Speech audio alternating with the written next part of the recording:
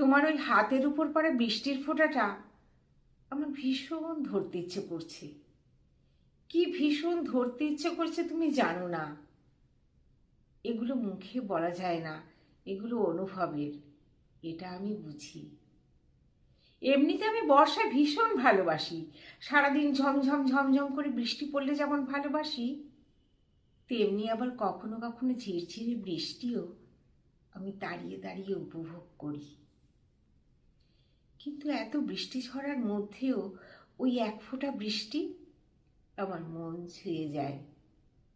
তুমি বললে ফোঁটাটা যদি আমি ধরি, তাহলে আমি আমি তোমায় মিস করব, আর না ধরলে তুমি আমায় মিস করবে। ইস, আমি তোমাকে একদম মিস করতে চাই না।